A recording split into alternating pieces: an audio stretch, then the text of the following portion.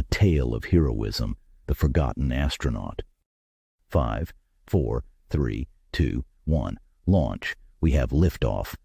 As the rocket soars into the sky, it carries Aidan Rocker, an 88-year-old retired astronaut with an unparalleled understanding of the satellite's technology, and Captain Eliza Morse, a seasoned pilot. The rocket ascends majestically, a beacon of desperation, against the backdrop of the Earth receding below, a swirling mosaic of blues and greens. The cockpit vibrates intensely with the power of ascent and the deep, resonant roar of the engines. Strapped into their seats, Aidan and Eliza feel the physical and symbolic weight of their mission.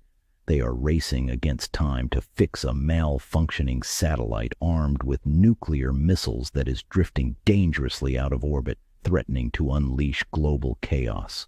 The rocket suddenly veers off its planned course, jolting Aidan and Eliza with unexpected turbulence. The culprit is a gyro malfunction, an essential component for stabilizing and guiding the spacecraft's trajectory. The gyroscopes, meant to maintain the rocket's orientation relative to Earth's surface, begin to relay erratic data, causing the spacecraft to tilt and drift dangerously off its path. The intense vibrations and alarming warning signals in the cockpit encapsulate the sudden peril. As they wrestle with the controls, trying to manually correct the increasingly unstable course, the tension mounts. With the spinning dials and flashing lights, Aidan's and Eliza's expressions illuminated by the glow of the instrument panel. Aidan recalls a similar issue he encountered on a previous mission, using this memory to aid in troubleshooting, their hands moving over the controls, adjusting settings and rerouting power, their actions synchronized in a desperate bid to regain stability.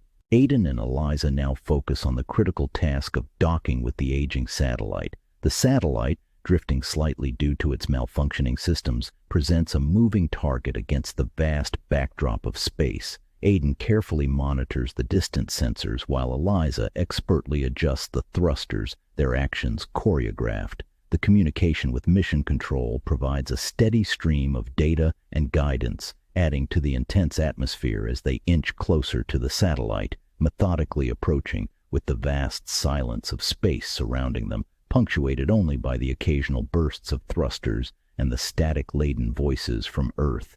As they prepare for the spacewalk to make the necessary repairs, Aidan's mind wanders to the early days of his career when he was part of the team that designed and launched the satellite. The innovative design choices he made during the satellite's construction, the excitement and optimism of the space race era, and the young, ambitious engineer he once was.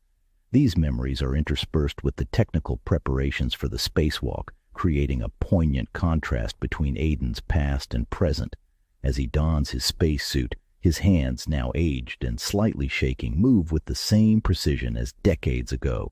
Aidan Rocker, tethered to his spacecraft, approaches the malfunctioning satellite. His mission is to repair the aging technology, but his movements are cautious and measured, hindered by the bulky spacesuit and his fading memory. As he fiddles with the satellite's old circuit boards and tangled wires, he struggles to recall the precise procedures. Amidst this intense repair effort, Aidan makes a startling discovery.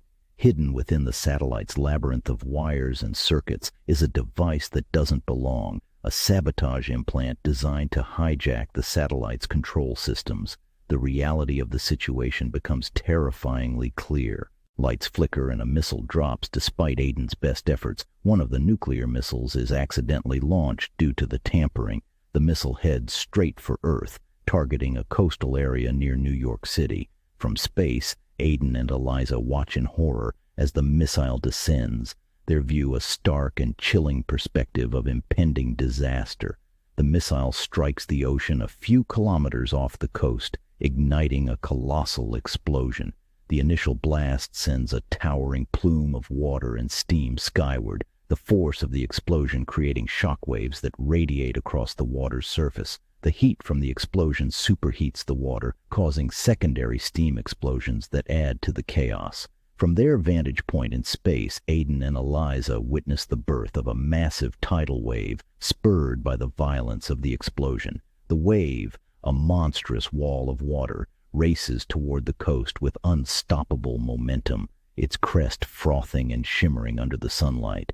As the wave crashes into the coast of New York, it overwhelms barriers and floods the streets. Skyscrapers that once stood as symbols of human achievement buckle under the wave, their lower levels crushed by the force of the water.